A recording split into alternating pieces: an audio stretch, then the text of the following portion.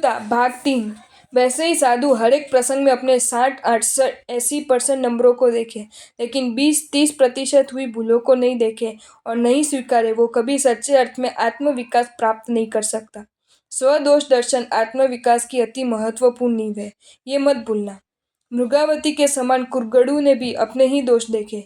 बचाव करना होता तो कर सकते थे कि मैं मिठाई नहीं खा रहा हूँ, मात्र चावल ही खा रहा हूँ और खाए बिना मेरा शरीर काम नहीं करता, इसलिए खा रहा हूँ। इसमें इतना तिरस्कार क्यों? उसके बदले मुझे पर्व दिनों में उपवास आदि ही करने चाहिए, जबकि ये मैं नहीं करता। ये मेरा बड़ा दोष है।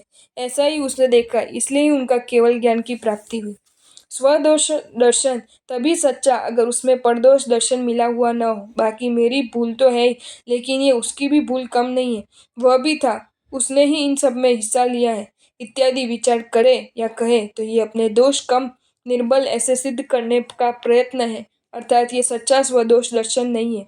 और श्रमण दृढ़तापूर्वक ऐसे भाव रखता है कि मेरे दोष ही देखूंगा, गुण नहीं, और दूसरों के गुण ही देखूंगा, दोष नहीं।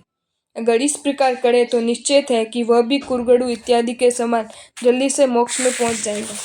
उपकारी स्वजनों ने त्यागी दीक्षा दीधी वेगे, संयम घातक गुरु द्रोहादिक दोष केम न त्यागे। दीक्षा लेने वाले प्रत्येक संयमी को कोई पूछे तो सही कि आपने माता पिता, भाई बहन इत्यादि सैकड़ों स्वजनों को किस लिए छोड़ा? क्या उन सबके साथ तुम्हारा मन मुटाव था? क्या तुम्हें वे सब अच्छे नहीं लगे? क्या वे स्वजन आपको दुख देते थे? माता ने गर्भ से लगाकर तुझे बड़ा किया और यहाँ तक पहुँचा। पिता ने मजदूरी या मेहनत कर धन कमाकर तुम्हें खाने पीने का कष्ट नहीं होने दिया। भाई बहन इत्यादि सतत तुम्हारे पर गाढ़ प्रेम रखते थे। ऐसे स्वजनों को क्यों छोड़ा? ऐसे प्रश्नों का उत्तर प्रत्येक संयमी यही देगा कि स्वजन मुझे अच्छे लगते थे, लेकिन मुझे मोक्ष प्राप्त करने की, अपार संसार के अंत लाने की तीव्र लगनी लगी है। और स्वजन कितने भी उपकारी हो, मेरे हितैषी कहलाते हो, लेकिन मुझे मोक्ष दिलवाने की भीषण संसार से तारने की ताकत उनमें तो नहीं है। विपरीत उनका स्नेह तो धर्म मार्ग में बड़ा प्रतिबंधक है। अगर उनको उनके स्नेह का तिलांजलि नहीं दूं तो मोक्ष मार्ग की आराधना मैं तीनों काल में नहीं कर सकता। इस कारण ही मैंने उपकारी स्वजनों का भी त्याग कर दीक्षा ली। यही जवाब प्रत्येक संयमी देंगे।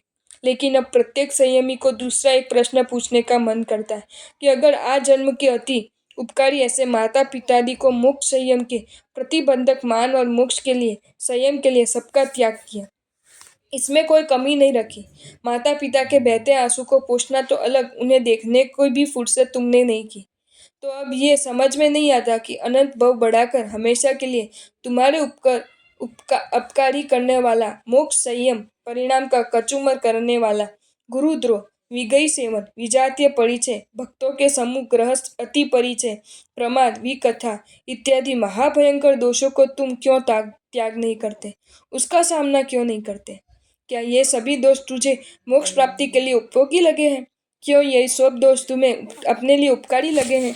अगर ऐसा न हो तो उपकारी माता पितादि को मोक्ष के लिए छोड़ने वाले तुम महा उपकारी इन दोषों के गुलाम बनकर रहो, ये संभव नहीं। तुम्हें खबर है कि गुरुद्रोही साधु कभी मोक्ष प्राप्त नहीं कर सकता। उसके वीरति के परिणाम टिक नहीं सकते। ऐसा होने पर भी तुम तुम्हारे गुरु के विरोधी हुए हो, उनकी इच्छा के बिना उनसे अलग विचरते हो। साथ में रहकर भी उनका व्यावृत्य विनय करने के बदले स्थान स्थान पर उनकी आशाधना कर रहे हो। तुम्हें खबर है कि वगैया, विभूषा और विजातीय परिचय को 14 पूर्वधर भगवंतों ने कालकूट विष सम कहा है। ऐसा होते हुए भी तुम इसके पीछे ही लंपट बने हो। रोज घी दूध खाते हो, उज्जवल वस्त्र पहनते हो और स्त्रियों साध्वियों के साथ बिंदास बातचीत करते हो। संयमी, मुझे तो ऐसा लगता है कि तुझे अब मोक्ष सुख के बदले अनंत भव भ्रमण की ही तीव्र लगन लगी है। तुम नरकादि के जालिम दुखों को ही इच्छा कर रहे हो। अगर ऐसा न हो तो इन सब के प्रति तुम्हारा इतना खींचाव क्यों? शास्त्रकार तुम्हें गुरुद्रोह के भयानक विपाक दिखा रहे हैं, विगयों की नुकसानकता बता रहे हैं, स्वच्छंद आदि दोषों के अति अहितपना समझाते हैं। ये सब तुम पढ़ते हो, समझते हो, सुनते हो, फिर भी इन सभी दोषों का सेवन करते हो, मानो शास्त्रकारों का घोर अपमान कर रहे हो। तुम्हें जो बकना है बको। मैं दोष भरपूर असंयम जीवन में मेरू जैसा निश्चल हूँ। दुनिया की कोई भी ताकत मुझे असंयम से नहीं डिगा सकती। अगर आत्मा में वास्तव में सच्चे वीरति परिणाम प्रकट हो चुके हो, अगर वास्तव में परम पद की परम लगन लगी हो, उसके लिए निष्कलंक संयम में जीने की झंखना हो, तो वह संयमी कभी इन दोषों के परवेश नहीं बनेगा। रोते ऐसे उपकारी उपकारी स्वजनों को जिस पुकार छोड़ा है, उससे 1000 गुनी दृढ़ता धारण कर इन महाउपकारी गुरुद्रोह आदि दोषों का त्याग, तिरस्कार, धिक्कार करे।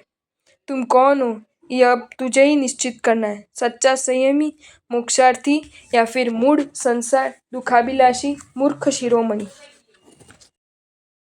आपको ये वीडियो अच्छा लगा हो तो इसे लाइक करें और शेयर करें, और ऐसे ही नए नए वीडियोज़ देखने के लिए सब्सक्राइब करें हमारी channel Jain facts and stories को।